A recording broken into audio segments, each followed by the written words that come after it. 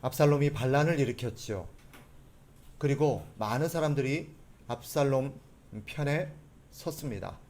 그 중에 아히도벨이라는 모략가, 지략가가 함께 있었습니다.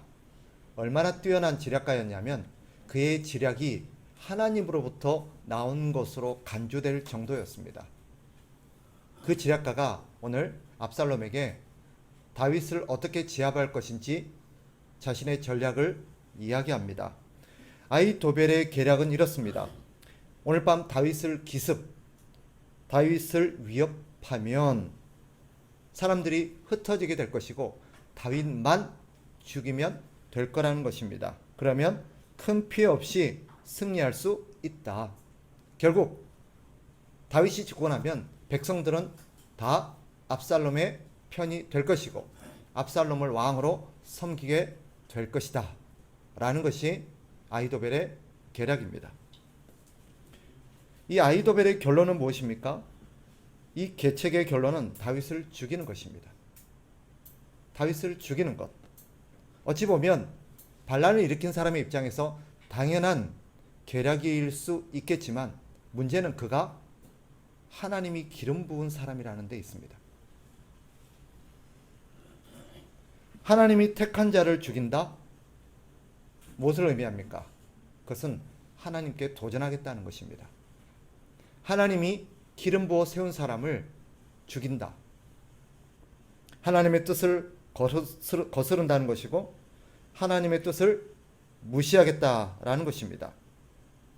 근데 주목할 대목은 이런 아히도벨의 계략에 이스라엘 백성들의 장로들이 보인 반응입니다. 4절 한번 보세요. 4절 같이 한번 읽어봅니다. 시작. 압살롬과 이스라엘 장로들이 다 그 말을 옳게 여기더라. 오늘 본문을 보면 그 자리에 있었던 누구 하나 이 아히도벨의 계략이 잘못되었다라고 지적하는 사람이 한 명도 없습니다. 옳게 여기더라라고 말합니다. 그런데 그러면 안 되는 거잖아요. 하나님이 세운 사람이고 하나님이 기름 부은 사람인데 그를 죽이면 안 된다라고 말해야 되는 거잖아요. 압살롬이야 반역의 주동자니까 그렇다고 칩시다. 이스라엘 장로들은 그러면 안 되지 않습니까? 이스라엘 장로들이 누구입니까? 이스라엘 백성들의 지도자입니다. 그들은 하나님의 백성들이 하나님의 말씀을 따라서 어떻게 살아야 될지를 지도하고 가르치는 사람이어야 하고 그들이 그렇게 살지 못할 때 그들을 책벌하고 훈계하면서 교정하는 역할을 맡은 사람들입니다. 그런 사람들이 하나님을 대적하자고 하는데 하나님의 뜻을 거스르자고 하는데 하나님께 도전하자고 하는데 뭐라고 말합니까? 그 말을 옳게 여기더라 라고 말합니다.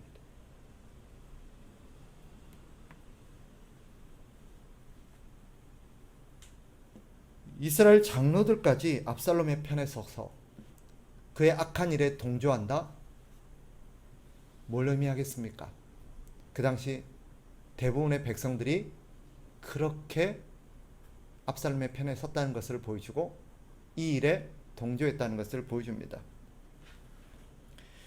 이는 당시 사람들이 무엇을 추구하며 살았는가를 잘 보여주지요. 그들은 하나님의 뜻보다는 어떤 일이 닥치면 제일 먼저 뭘 생각했을까요? 자신의 손익을 먼저 따졌습니다. 이 결정이 하나님의 뜻에 합당한가 아닌가 그게 아니라 나에게 손해가 될 것인가 이익이 될 것인가 그들은 생각했을 것입니다. 굳이 압살롬의 심기를 건드려서 불편해지고 싶지 않다라는 것이겠지요. 혹여나 눈밖에 나면 불이익이 주어질 것이고 혹시나 자신이 피해를 입지는 않을까 두려웠을 것입니다. 결과적으로 이들의 마음 상태가 어땠는가를 잘 보여주죠. 그죠?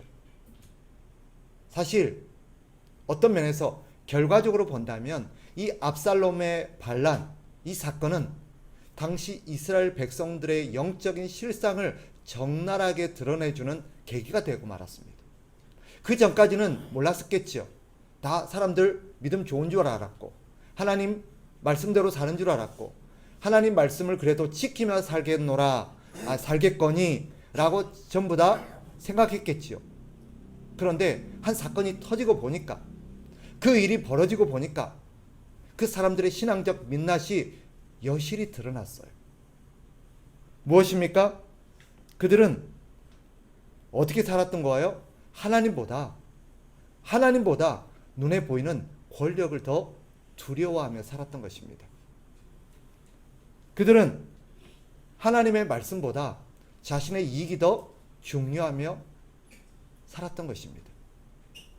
그게 그 당시 백성들의 영적인 실상이었어요. 그런데 성경을 잘 보면 이때만 그런 것은 아닙니다. 이 비슷한 사건이 어떻게 보면 이 사건의 원형이라고도 할 수 있겠고, 이 사건의 모형이라고 표현해도 좋습니다. 이와 똑같은 사건이 예수님 당시에도 있었습니다. 예수님 당시에 우리가 아는 것처럼 지도자들과 백성들은 예수님을 죽이는 일에 동조했습니다. 한 번은 잡혀온 예수를 어떻게 처리할 것인지에 대해서 총독 빌라도가 백성들에게 물었습니다. 들어보세요. 너희는 내가 누구를 너희에게 놓아주기를 원하느냐? 바라바냐? 그리스도라는 예수냐? 당연히 누구를 풀어줘야 된다라고 말해야 돼요? 예수님을 풀어줘야 돼요 라고 말해야 돼요.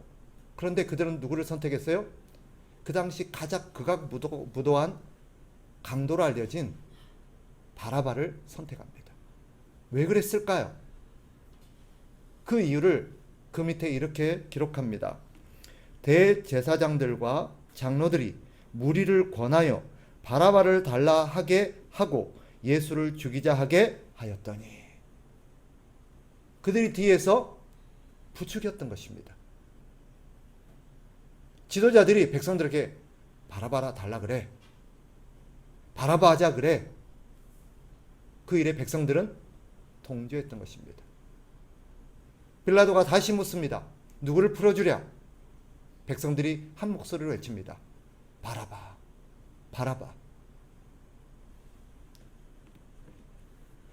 그날 그 자리에 예수님을 죽이자는 그 일에 하나님이 세운 사람, 하나님이 기름 부으신 우리의 메시아요, 하나님의 아들을 죽이자는 일에 반대를 한 사람은 한 사람도 없었습니다.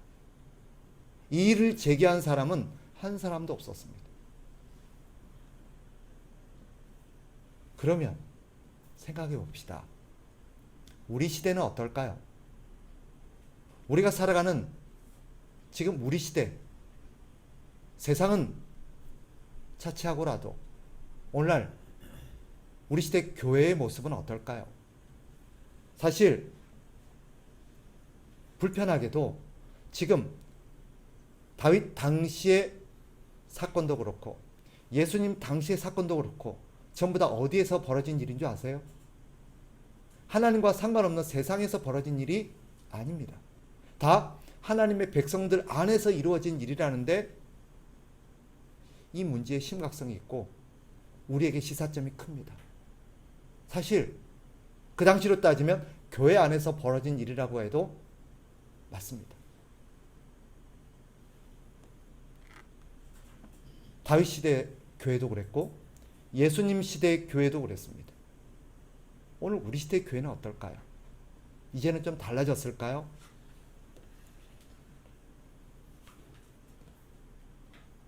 진리의 편에 선 사람들이 있을까? 하나님의 뜻을 외치는 사람들이 있을까? 혹시 교회가 하나님의 뜻에 반하는 어떤 일에도 동조하고 있지는 않을까? 침묵하면 괜찮을까요? 나는 아무 말 안 했어. 그런데 주님이 우리에게 아주 불편한 얘기를 던지십니다. 누가복음 19장 40절, 만일 이 사람들이 침묵하면 돌들이 소리 지르리라. 진리를 말해야 되고 하나님의 뜻을 선포해야 될 사람들이, 하나님의 말씀을 선포해야 될 사람들이 침묵하면 우리 주님께서 어떻게 하신대요? 돌들이라도 입을 열어서 말하게 하겠다라는 거예요. 하나님의 백성들이 악에 대해서 침묵하는 것은 결코 하나님의 뜻이 아닙니다. 하나님이 기뻐하는 것 아닙니다. 만일 그러면 하나님께서 돌들이라도 소리치게 해서 신자들을, 교회를 부끄럽게 만들겠다라는 것입니다. 너희가 말하지 않으니까. 너희가 말하지 않으니까 돌들이 말하지 않냐. 우리에게 그런 얘기를 하고 계세요. 그런데 성경을 다시 잘 보면 예수님 당시에도 소수의 살아있는 양심들이 있었습니다. 대표적인 한 사람을 꼽으라면 니고데모입니다. 그는 원래 바리새인이었고 예수님의 편이 아니었습니다. 그런 그가 어느 날 야음을 틈타서 예수님을 찾아오지요. 그리고 예수님과 담소를 나눈 뒤에 그는 예수님을 따르는 사람이 되었습니다. 그리고 공회에서 모두가 예수를 죽이자라고 외칠 때 그는 홀로 고독한 목소리를 냈습니다. 그 목소리가 요한복음 7장 51절에 기록되어 있습니다. 성경은 의도적으로 그 가운데도 살아있는 양심이 있었다라고 우리에게 증언하는 듯합니다. 들어보세요. 우리 율법은 사람의 말을 듣고 그 행한 것을 알기 전에 심판하느냐. 무슨 말입니까? 모두가 덮어놓고 예수를 죽이자고 할 때 적어도 들어는 봐야지. 따져는 봐야지. 살펴는 봐야지. 하나님의 말씀에 비춰서 정확하게 검증은 해야지. 죽이더라도 그리고 나서 죽여야지. 덮어놓고 그러면 되냐는 거.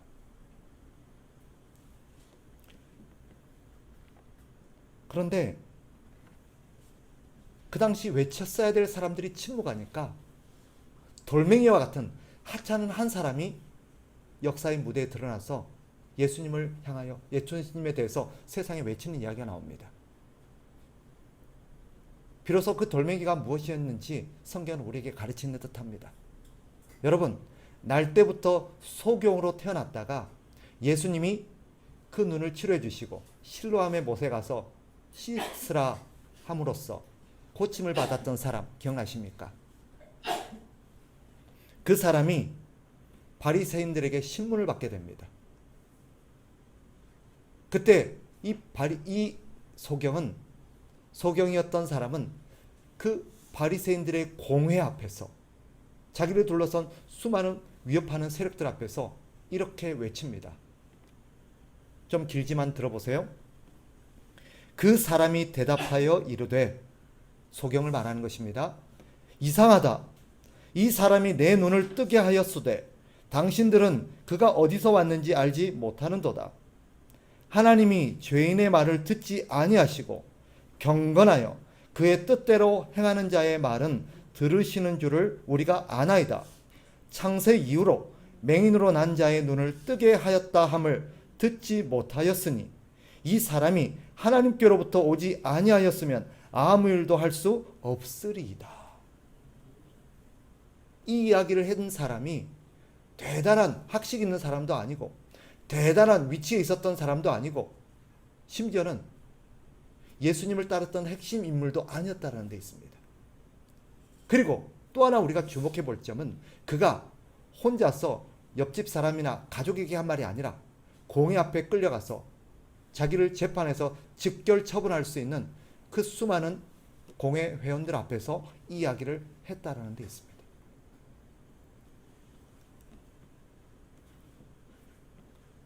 그 시대에 입을 열어서 말해야 될 사람들이 말을 하지 않으니까 하찮은 길가의 돌멩이와 같은 사람의 입술을 버려서 하나님께서 말하게 하시는 거예요.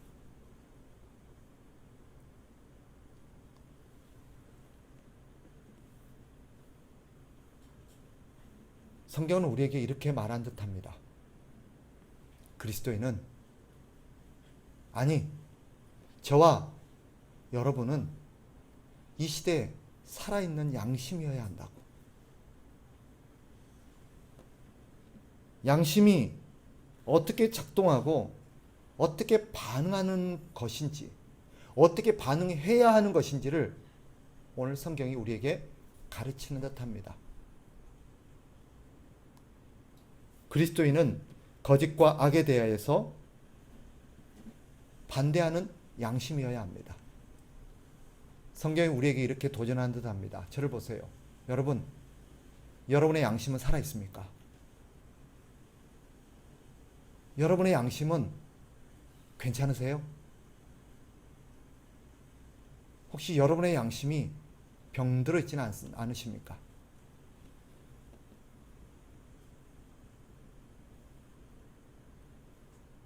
교회는 언제나 하나님 편에 서야 합니다. 하나님의 뜻을 구현하는 공동체여야 합니다. 그러나 오늘날 부끄럽게도 얼마나 많은 교회와 교우들이 하나님의 편이 아니라, 말씀의 편이 아니라 악의 편에 서 있는 것 같은지, 사실 아니라고 부정할 수 없는 게 참 아픕니다. 우리 교회는 괜찮습니까? 저와 여러분은 괜찮습니까?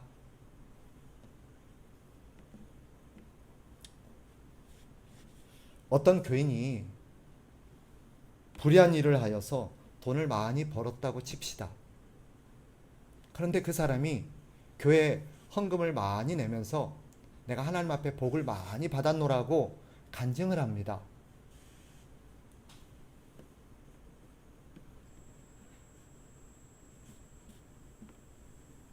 박수 쳐야 할까요? 모르는 사람들이 막 박수를 칩니다. 너무 대단하다고, 너무 좋겠다고, 너무 감사하다고, 하나님의 복을 많이 받았노라고.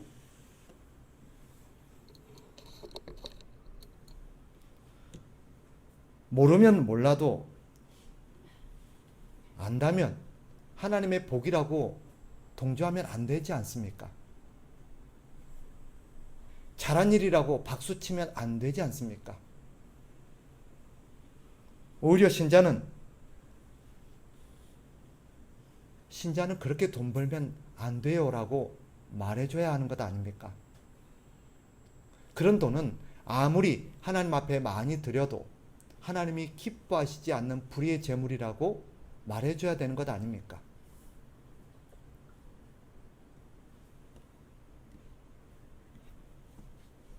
초대교회가 세워졌을 때 많은 사람들이 하나님 앞에 자신의 소유를 내어놓고 그 소유를 공동체와 함께 나누었습니다. 그때 이 일에 동참했던 많은 사람들 가운데 아나니아와 삽비라라는 사람이 있었습니다. 그는 자신의 모든 소유라며 교회에다가 자신의 소유를 헌납했습니다. 그런데 베드로는 거짓임을 알았습니다. 성령께서 그가 공동체를 속이고 있노라고 가르쳐 주셨던 까닭이겠지요. 베드로는 아나니아와 삽비라를 불러서 이게 정말 전부냐? 이게 네가 공동체의 전부라고 말한 그거냐? 라고 물었습니다. 베드로는 회개할 기회를 주고자 했었을지도 모르겠습니다. 그러나 그들은 속였습니다. 베드로는 너희가 하나님과 교회를 속였노라고 꾸짖었고 하나님은 그들을 벌하셨습니다. 베드로가 돈이 적게 냈다고 그런 얘기를 했겠습니까? 다 내야 되는데 왜 반만 냈냐고 그런 말을 했겠어요? 핵심은 돈을 얼마를 냈냐가 아니라, 반을 냈냐 다 냈냐가 아니라 교회와 하나님을 속이려고 했다는 것도 있습니다.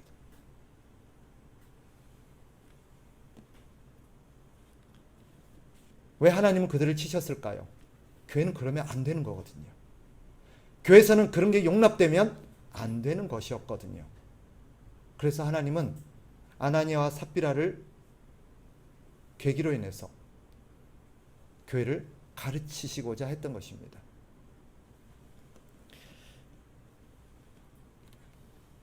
말씀을 정리하겠습니다. 교회가 이 땅에 존재하는 까닭이 무엇입니까? 하나님의 말씀대로 세상이 운영되게 하기 위함입니다. 모든 것은 하나님의 말씀대로 되어야 하고 우리의 삶의 각 영역은 하나님의 말씀대로 이루어져야 한다는 것을 가르치고자 하나님은 교회를 세우셨습니다.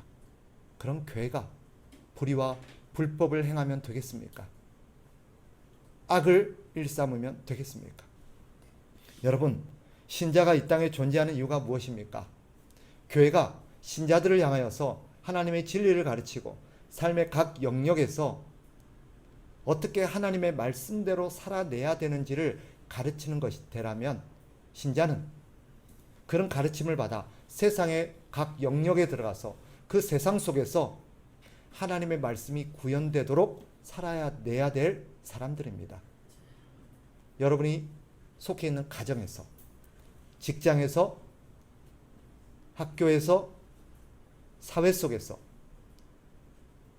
하나님의 말씀대로 모든 것들이 이루어지도록 여러분들은 세상을 가꾸어야 할 사람들입니다. 그런 저와 여러분이 세상의 진리의 목소리요, 세상의 양심이요, 하나님의 말씀의 증인으로서 살아야 될 우리가 악에 동조하고 악을 일삼으면 안 되는 것입니다. 침묵했다고 괜찮은 것 아닙니다. 저는 동조하지 않았어요. 저는 그때 아무 말 안 했어요. 저는 그때 찬성하지 않았어요. 아니요. 성경은 말합니다. 침묵, 악에 대한 침묵은 악에 대한 동조라는 것을. 소극적이었을 뿐 동조했다는 데는 다름이 없습니다. 그러니 어떻게 해야 될까요? 여러분에게 두 가지를 권면합니다. 첫째, 매일매일 자신에게 가르치십시오. 뭐라고? 하나님의 뜻은 이거라고. 하나님의 뜻은 이거라고. 하나님은 이렇게 살기를 원하셔. 다른 사람에게 가르치기 전에 자기 자신에게 매일매일 가르치셔야 돼요. 그러기 위해서는 뭘 해야 돼요? 하나님의 뜻이 무엇인지를 매일매일 살펴야 돼요. 아는 것이라면 어떤 상황 속에서 어떤 게 하나님의 뜻일까? 어떻게 하는 것이 하나님이 원하시는 것일까를 고민해서 혹시나 그 답을 모르겠다면 성경을 통해서 찾아야 해요. 잘 모르겠다면 저에게 오셔서 자문을 구해야 합니다. 그리고 그 사실을 여러분이 인지했다면 여러분에게 계속 가르쳐야 돼요. 이래야 되는 거야. 이 상황에는 이래야 되는 거야. 이게 맞아. 그래. 이렇게 해야 돼. 자신에게 계속 일깨우십시오. 그래야 됩니다. 두 번째로, 여러분이 할 수 있다면, 여러분이 가르칠 수 있는 사람이라면 하나님의 진리가 무엇인지를 가르쳐 주십시오. 여러분의 자녀에게부터, 여러분의 가족에게부터, 여러분의 권위 아래에 있는 사람에게부터, 여러분의 친구에게부터 가르쳐 주십시오. 특별히 여러분과 함께 신앙생활하는 여러분의 교우들에게, 믿음의 교우들에게 가르쳐 주십시오. 누군가가 불의한 일을 가담하려고 한다든지 불의한 일에 손대려고 한다든지 그러면 신자는 그렇게 사는 사람 아니야. 신자는 그런 일 하면 안 돼. 신자는 그렇게 돈 벌면 안 돼. 신자는 그런 일을 하면 안 돼. 최근에도 어떤 집사님과 상담을 한 적이 있습니다. 부당하고 불의한 일을 당했습니다. 너무 억울하고 서러운 일을 당했습니다. 누구라도 그런 일을 당하면 앙심을 품고 똑같이 보복해주고 싶을 겁니다. 그런데 그 집사님이 참 귀했어요. 하나님 말씀 붙들고 씨름하고 있더라고요. 어떻게 해야 되는지는 아는데, 어떻게 해야 되는지는 알겠는데, 이렇게 해야 된다고 생각을 하는데 너무 분한 거예요. 너무 억울한 거예요. 너무 서러운 거예요. 너무 답답한 거예요. 자기와의 고독한 싸움을 하고 있었습니다. 말씀을 붙들고. 제가 어떻게 해야 될지 가르칠 필요가 없었어요. 본인이 다 아셨어요. 저는 그저 격려를 해줬습니다. 지지 말라고. 치지 마시라고. 다른 사람에게 지는 게 아니라 당신 안에 있는 악에게 지지 말라고. 악과 싸울 때 악한 방법으로 싸우지 말라고. 여러분, 우리는 악을 선으로 제압해야 되지 악을 악으로 제압하는 사람이 아닙니다. 그래서 신자는 목적이 선한 것이라고 해서 방법이 악해도 되는 것은 아닙니다. 선한 목적은 선한 방법으로 이뤄낼 때야 의미가 있는 것입니다. 우리 신자들이 선하게 살아야 될 이유가 거기에 있습니다. 다시 한번 악에게 지지 맙시다. 그리고 선으로 악을 이깁시다. 대단한 삶이 아니라 오늘 하루 내게 주어진 이 선과 악의 싸움에서 승리하는 것이 하나님을 기쁘시게 하는 길임을 기억하시고 오늘 하루도 승리하는 저와 여러분 되시기를 주의 이름으로 축복합니다.